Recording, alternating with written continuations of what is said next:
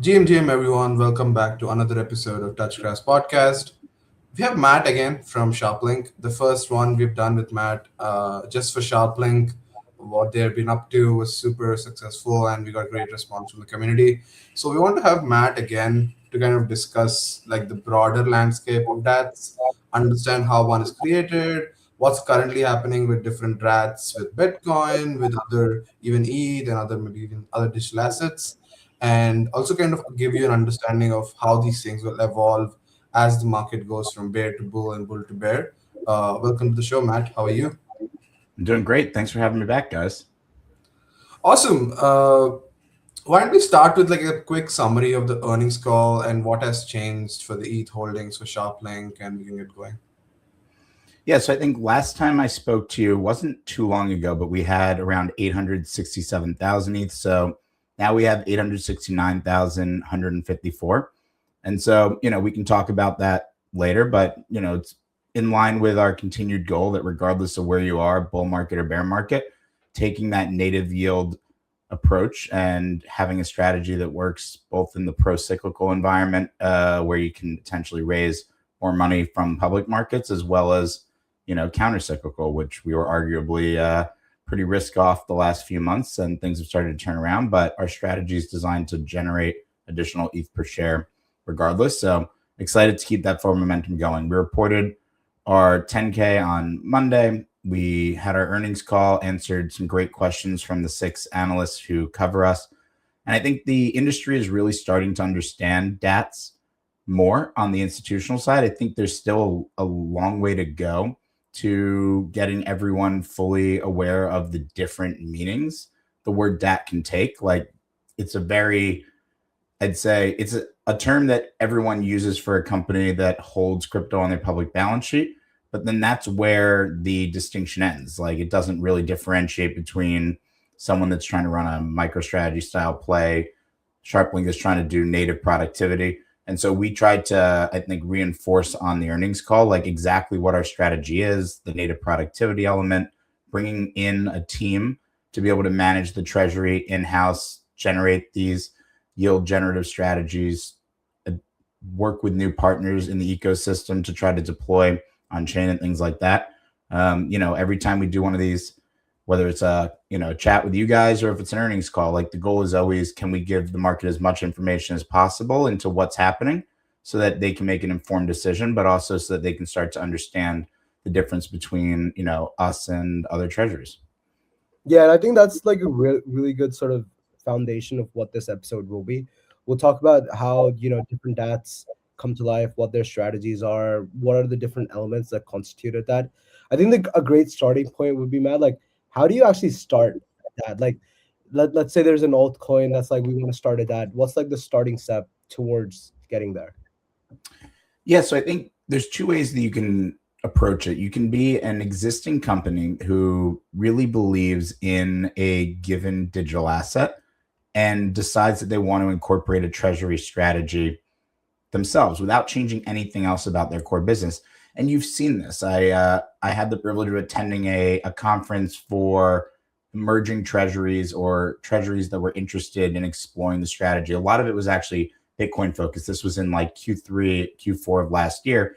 And there was like a company that sells windows out of the Midwest. And they're like, we buy a Bitcoin a week and put it on our balance sheet because we think it's the best way to generate wealth for our investors. They were still running a window company. That was their primary business, but they were interested in adopting a digital asset treasury strategy as well.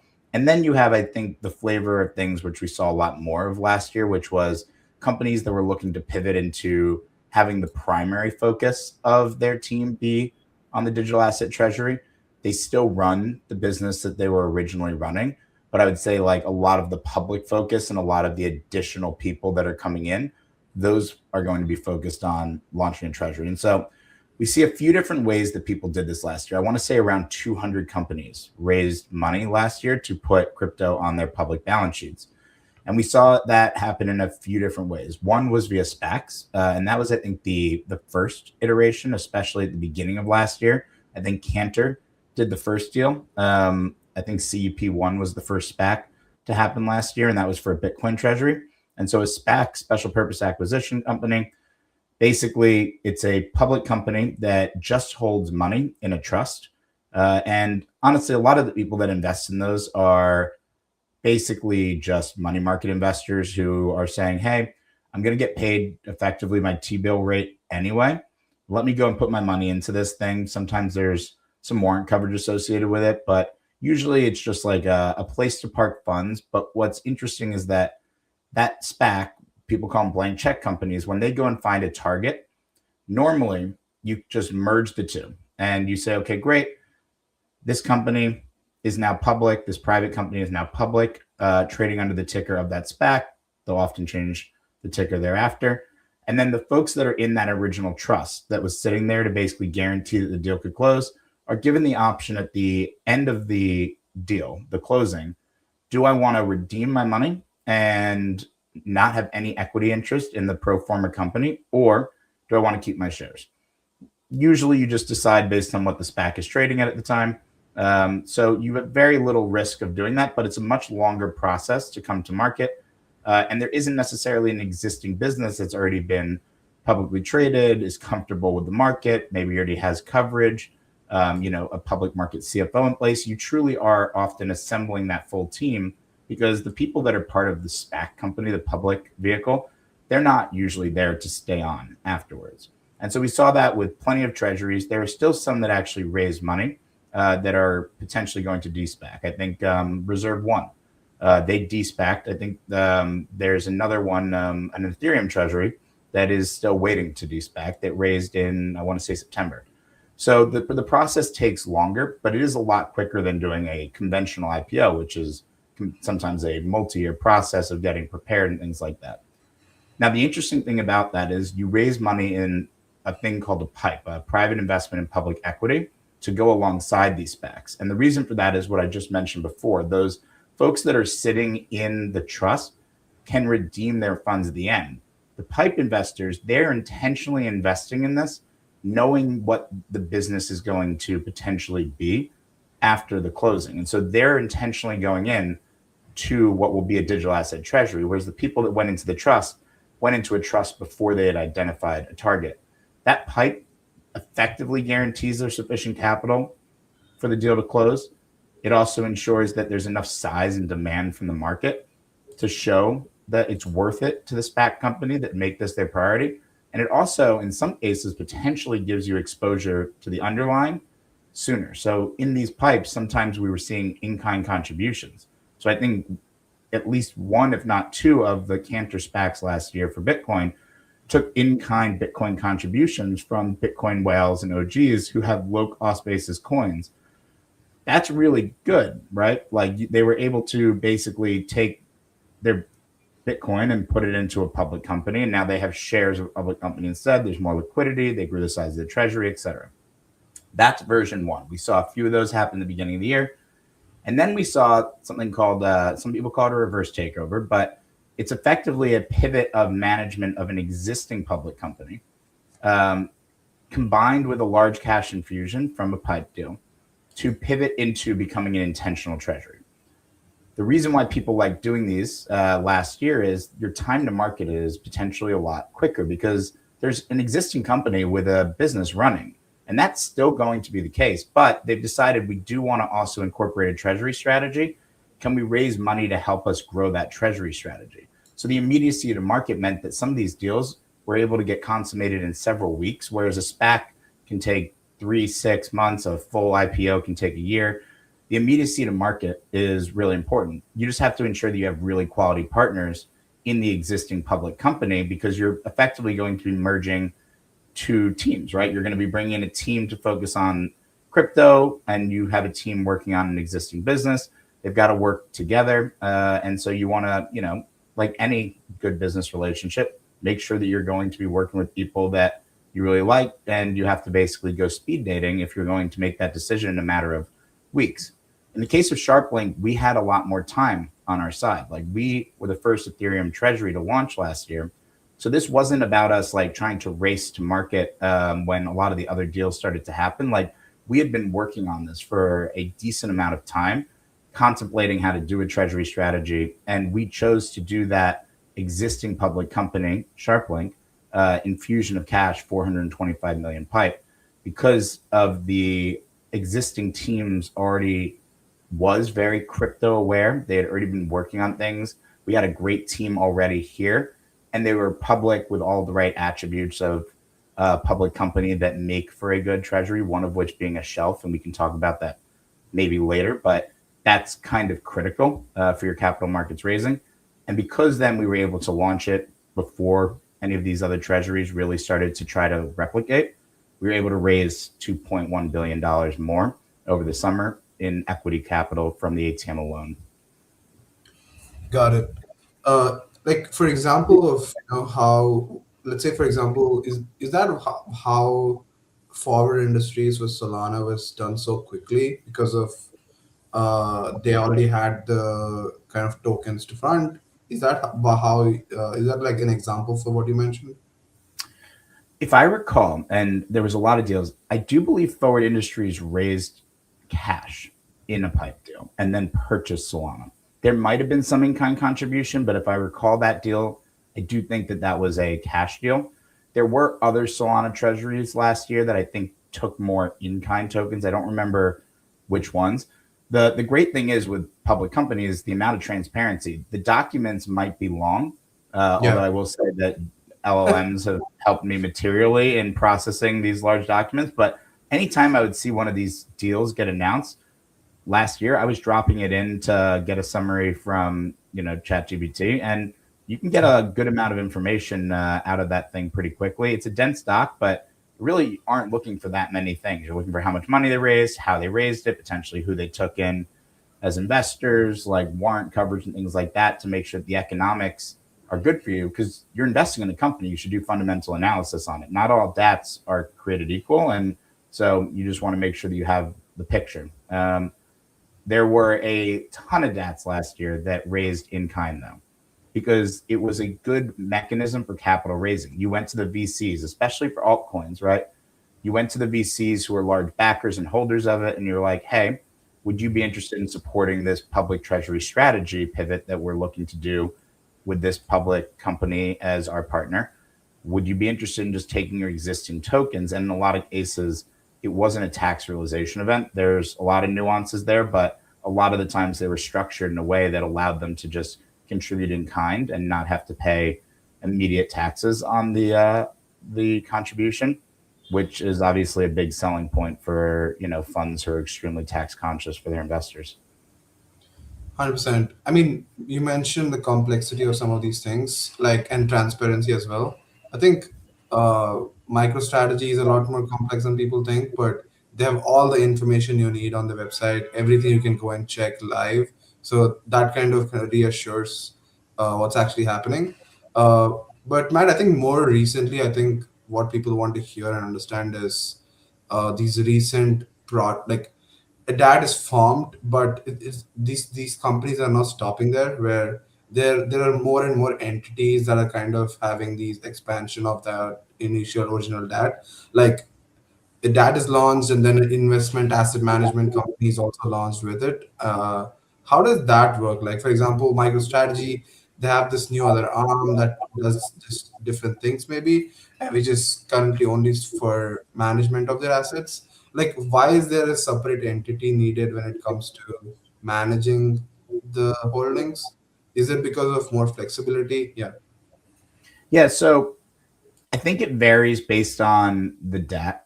In some cases, I think it's just a corporate structure thing, like where you have different people working on different functional things. So MicroStrategy does have a consulting business as well. Like I believe they actually did 9 figures of top line last year in that business vertical.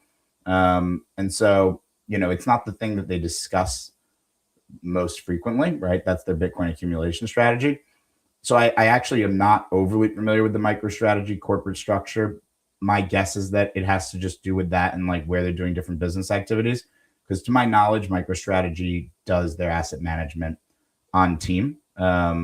Whereas there are some treasuries that raised last year that have said, we're going to, obviously our executive team, the oversight, et cetera, are going to be on team, but they're working with external asset management partners to potentially do their buying, their staking, potentially some of their yield generative strategies.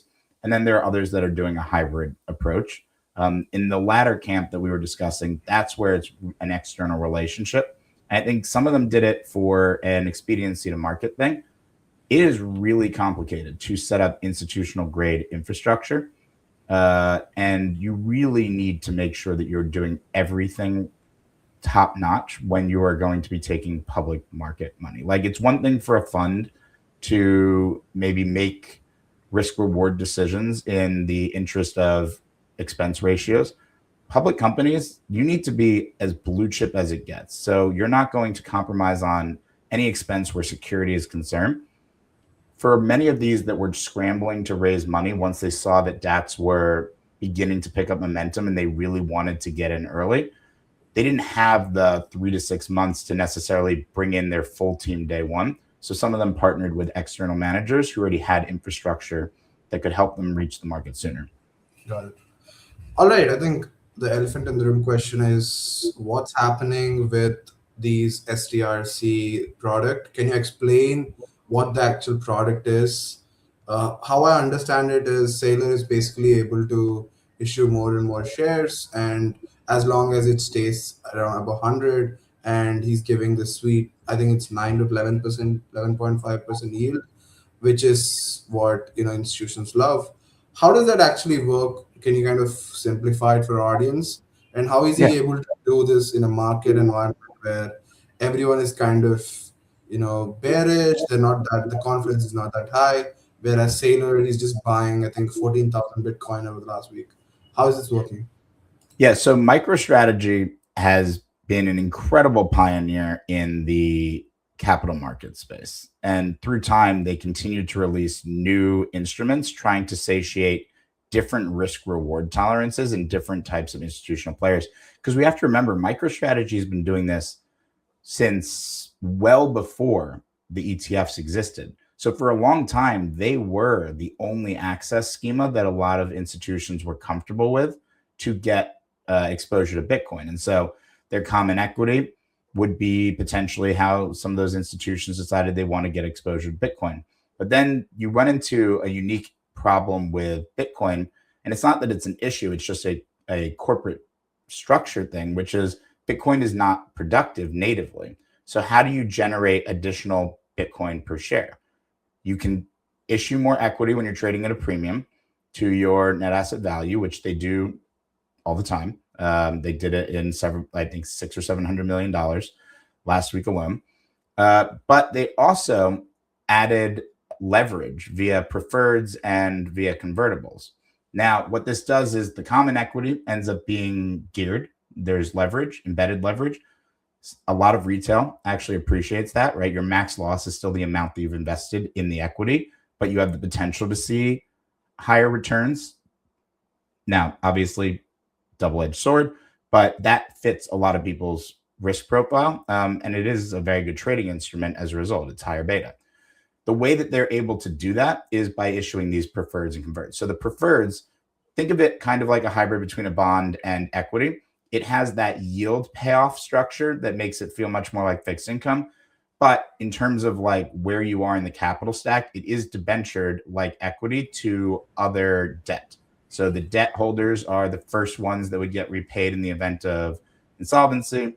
And then you go down to the equity holders below it. So you are taking additional risk, but being compensated for it with this yield. So like you said, 11.5%. That is a pretty good yield at its headline. How are they able to generate that? They're able to generate it by basically buying additional Bitcoin. They're hoping for price appreciation, obviously. People that hold the common are comfortable paying that amount to be long with leverage effectively. And the mechanism that he's using is very unique. So he's trying to satiate investors who are not looking to take much price risk.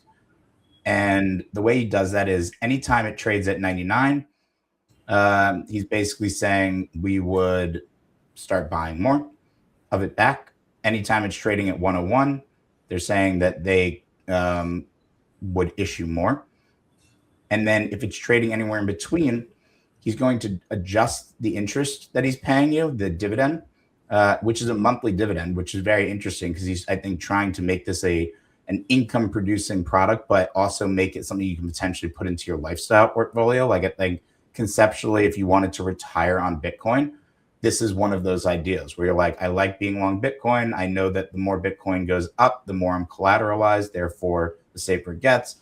I want regular monthly income. So as long as they stay solvent and they have a decent amount of coverage, I think that these have 4.6x collateral backing them, meaning there's 4.6 Bitcoin for every Bitcoin worth of preferreds issued. So you would need Bitcoin to drop a lot in today's current setup for you to no longer be guaranteed that the collateral they're holding is sufficient to pay you.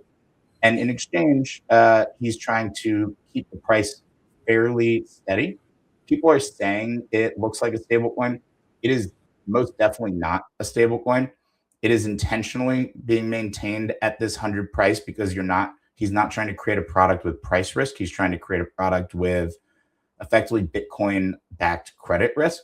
And he's over collateralized it by a considerable amount. So once again, he's an absolute pioneer. They have different preferreds at different risk reward levels, some senior, some junior, different payoff structures, different amounts of volatility on the price that he's willing to take without taking public action.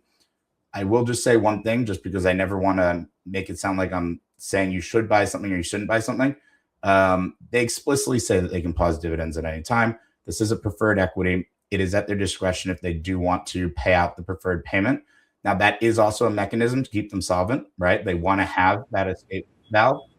I don't think that is a likely scenario. It's a very interesting product. Just not trying to say whether or not it's do they increase the dividend if price goes up, or is it just capped at a percentage and they can decrease it, but they cannot increase it? My understanding is that the dividend can move either way, and it's designed to basically keep it trading around 100, similar to actually perps and how funding works. Like you're trading at a premium, great, funding's going to move higher, trying to push people to sell or get short and vice versa. And I think that's the idea. Yeah, Matt, I think one thing that I want to get your perspective on this as well is, when me and KG were reading about this was like completely revolutionary for us. Like, considering like me and KJ are in this crypto rabbit hole where we understand DeFi and we understand all this stuff, but this sort of new traditional world is very new to us. When Saylor does something like this, is this like crazy for you too, in the sense of like, wow, this is like completely new, or is this something that we see in the traditional world in other aspects, and it's just a crypto implementation of something that exists somewhere else? Preferreds exist in the rest of the equities market, but nothing like what Saylor is doing, because Saylor is creating a full, basically financialized menu of what you can do. Most companies are trying to issue things in line with investor demand, right? Like they're like, okay, great. I think I could issue here because this is currently the risk reward level people are looking at. How long should I issue it for, et cetera? Preferreds don't normally come in this many flavors. Like Saylor is definitely pioneering it. And if you look, they actually create a beautiful chart of like the different preferreds and where they live on the risk reward horizon. There's basically something for every type of investor except low risk, low reward. That quadrant doesn't really exist in the world of Bitcoin financialization yet, but everything else along the horizon, he's got something for. So I am still wowed when I see a new product, because like there's a great mind going on behind there, and the whiteboard sessions happening, and there's honestly a lot of customer outreach, investor outreach you have to do, because it's really about bringing something that now fits a new niche so you're not cannibalizing yourself. Like it is effectively, his products are, financialization, and trying to fit into every type of portfolio requires you to come up with really out of the box things. But you also need to be very cognizant of everyone else that is in your cap stack. So every marginal thing he does, it's basically a harder needle to thread, because it's like, okay, great. If I issue this, are the people that are holding this preferred and this preferred going to be comfortable that they're getting compensated a fair amount relative to the risk reward they're taking versus this? Are my common equity holders going to be happy with it? And how do I choose which one I'm going to issue more of this week, which ones I'm going to buy back, et cetera? He's given a lot of guidance on it, but it's he's got a lot of levers to pull. It's a really clever design. It's just very different than what we're doing at Sharplink. I think what's more impressive is they're coming out with these new products, and as you said, they have to reach out to investors for kind of testing the demand and stuff. But what kind of surprises me is, even someone we are all chronically online, we can follow these things. sometimes check in with the earnings calls and stuff, and it's still hard to understand. And how they're educating investors is kind of mind-boggling, and the pace at which they're doing as well. Because most people on crypto Twitter are probably looking at this and saying another Ponzi by Saylor or something, and which is probably not. It's kind of highly structured. Uh, but one question I had, Matt, because I think everyone is like wondering how long can he keep doing this? And I've read a lot of tweets saying he can keep going as much as there's demand. So he can keep doing this like forever if there's demand. Is that like when does it kind of end, or is there like a limit to this thing, or he can keep doing this forever? So I would say it is really that you can continue doing it as long as there's demand. If the products start trading materially out of whack with their fundamentals, in theory, then he retires them at a discount to fair value, and that should increase the Bitcoin per share of the common, which makes the common more attractive. Now, if the common is trading out of whack and people decide, okay, now he can no longer tap the ATM, right? It's trading, let's say, below an MNAV of 1. At that point, that's where things slow down a bit, because most of the money he raises is still common equity from at the market facility, the ATM. I do think that if that momentum wanes, that's where things get difficult, because you can't lose mind share. Like, it's not like Bitcoin is developing new proposals every day. Like, it's not a smart contract supportive chain. So like, to maintain mind share for a Bitcoin treasury, price action of Bitcoin has to be interesting, and you have to be doing interesting things with Bitcoin. And so if you're no longer able to buy, if you're no longer issuing new structures, then things might become a little bit more dull. It doesn't change the economics of the company, but if you lose volume, you can't use the ATM as much anymore. And there's a bit of a spiral. And it's not to say that I think MSTR would enter into that. It's more of a DAT-wide concept. The ATM facility allows you to raise money as a percentage of your volumes that you are trading. So if you lose mind share, if people are no longer talking about you, if you're not buying more Bitcoin, if you're not doing more deployments in the case of like a Sharplink where we do more native yield generation, well, then people are going to forget.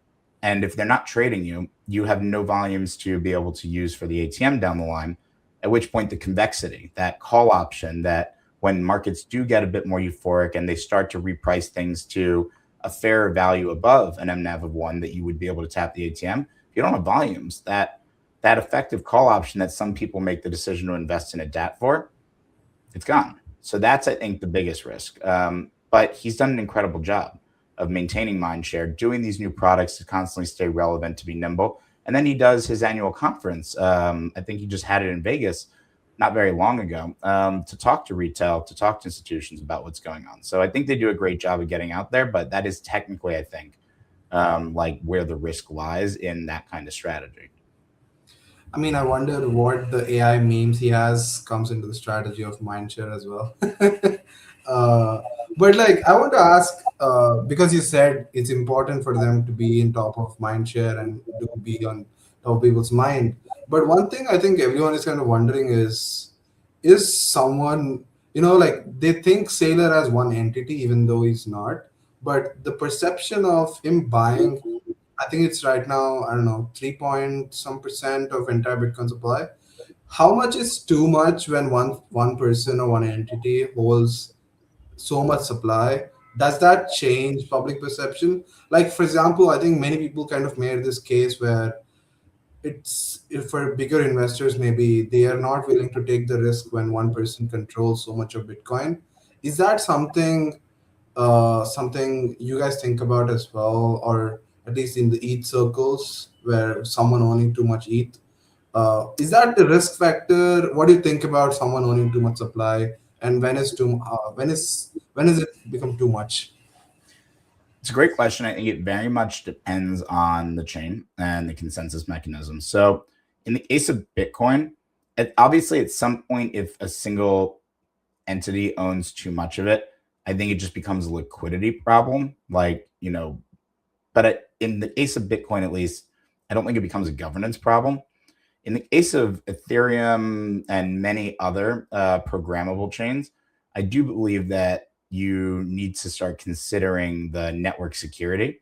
And so, you know, I think around 5% in the world of Ethereum, at least, you want to start exploring if that's probably where you need to kind of reconsider. Because at the end of the day, you own a lot of Ethereum.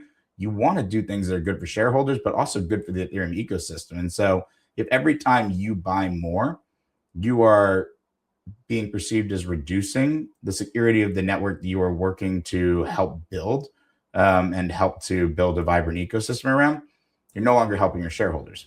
And so I think it becomes a much more interesting conversation around 5% for chains like Ethereum. In the case of Bitcoin, I don't think 5% has to be a hard target, but I do think he has to consider at some point liquidity. Like, you can't own everything. Otherwise, there's nothing that you actually own in a weird way. And then, Matt, does the 5% also apply to like altcoins, the altcoin DATs that Yeah, exist? I think so, as long as they have similar governance to Ethereum. Like, in the event, I think proof of stake, it's probably 5%. I think proof of work, that becomes a little less meaningful. It's more of a liquidity question then, at which point you really just want to be looking at like the distribution of the miners and making sure that that's not overly concentrated.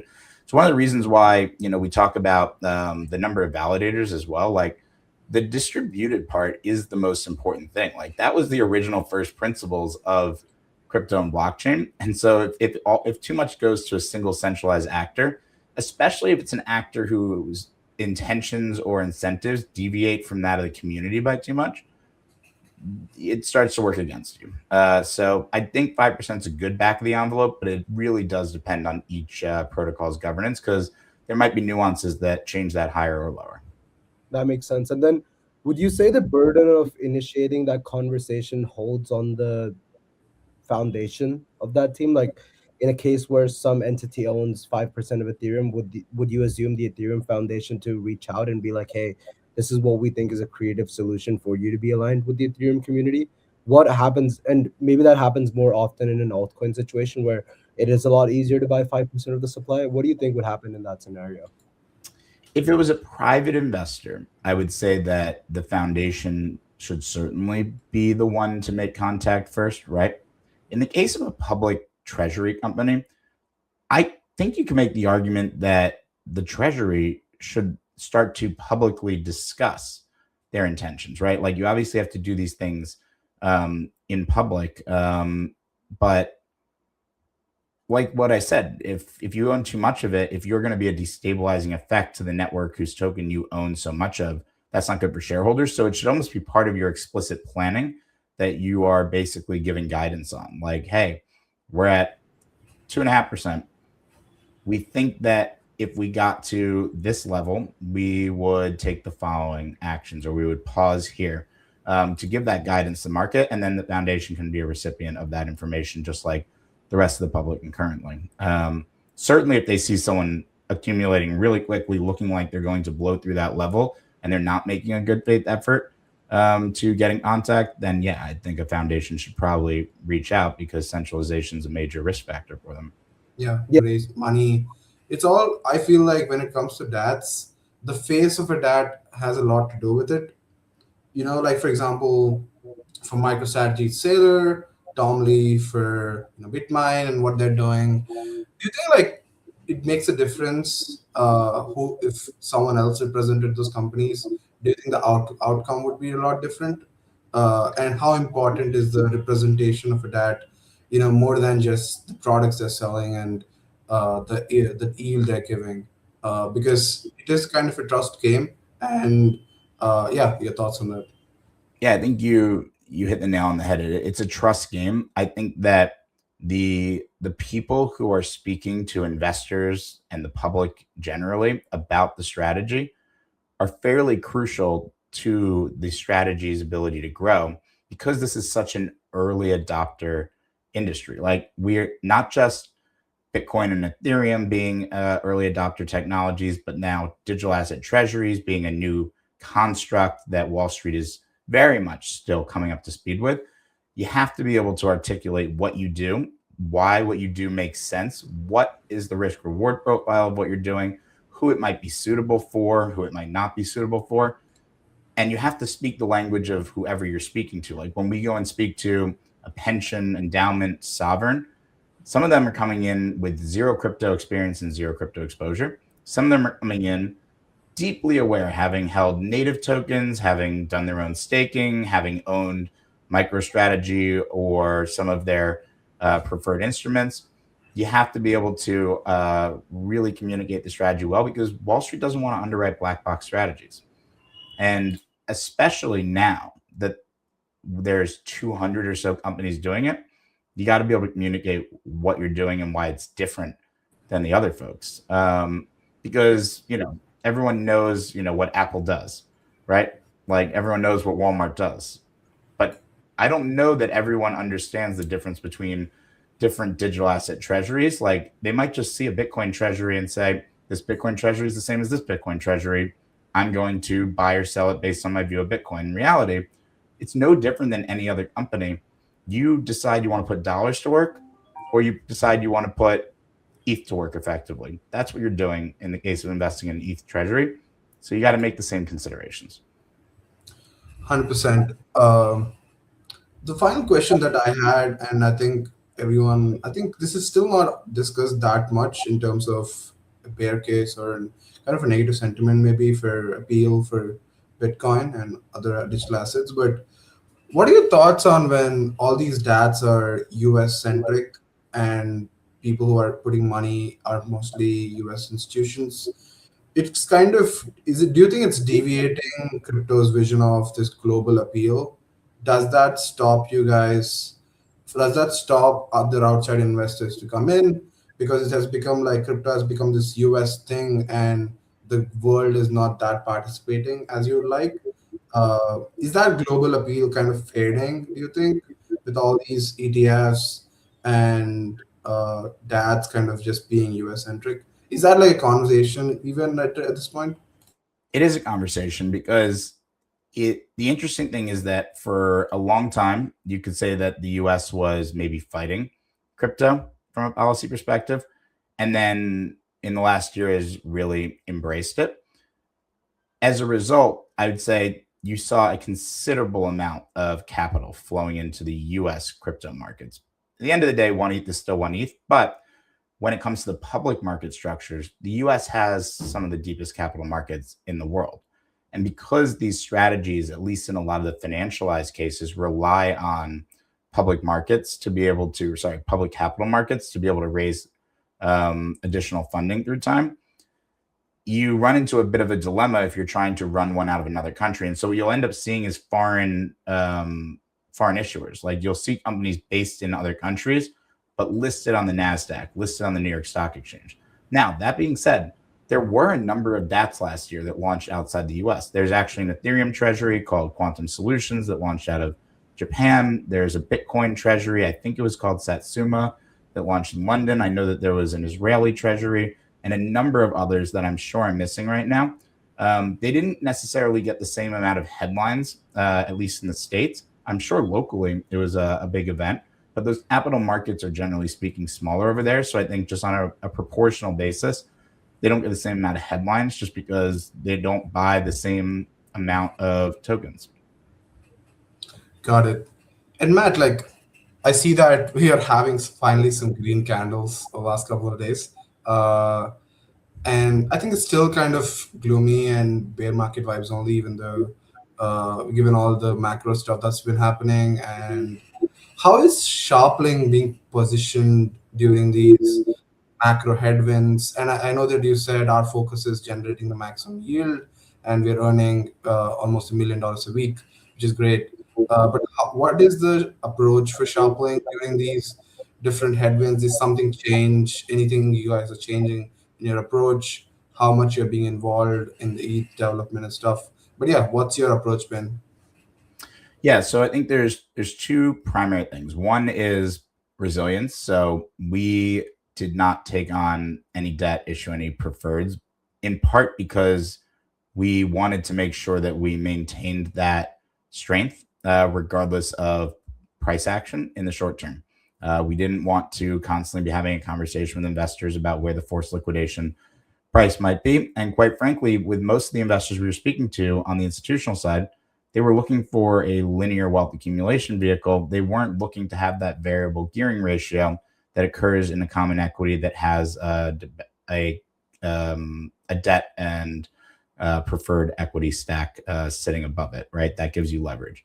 So we kept it that way, which meant we didn't have these same concerns. And then we went into building mode. So we're trying to push out what is currently doable in true blue chip DeFi. Like a lot of people like to talk about safe DeFi and blue chip DeFi, but institutions for the longest time haven't been able to access it at scale. Like we were the first people to ever, I believe, use a bridge or mint a liquid restaking token out of a qualified custodian. Certainly the first public company to do those things.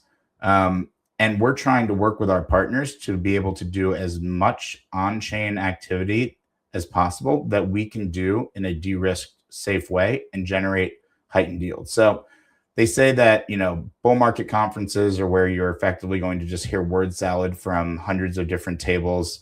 And then at the end of that 15-minute spiel, you're just going to say, so you have a token, right? And that's basically what you feel like. The bear market conferences, it's the builders, it's the protocols with actual quality and substantial conversations. So like I was just at ETH Denver. The conversations were incredible. The turnout was lower than previous years. That didn't matter because ultimately those people that came, those were the folks that I was always interested in chatting with anyway. And those folks are still building. So Sharplink's focused on, can we do more and more interesting things to generate that heightened yield for our shareholders? Doesn't matter what the price action is for us to do that. If anything, it makes the value proposition a little more compelling because candidly, there aren't that many capital allocators looking to, allocate $50, $100 million worth of ETH to a on-chain protocol like we did with the EtherFi EigenCloud deal and Linea. So, I think this is our opportunity to seize the day because we're kind of here to build a long-term thing as opposed to try to take advantage of the short-term kind of cyclical nature of the market. Love that. I hope I think we'll see kind of more and more conversation around that as environment improves. But I think we're at time, Matt. Thank you so much for your time today. I think this is, as always, picking your brain about these instruments is always a pleasure. Thank you for coming on. And maybe we'll do when ETH hits maybe 3K or 4K next time. Looking forward to it. Hopefully sooner than later. Appreciate you guys having me. Thank you.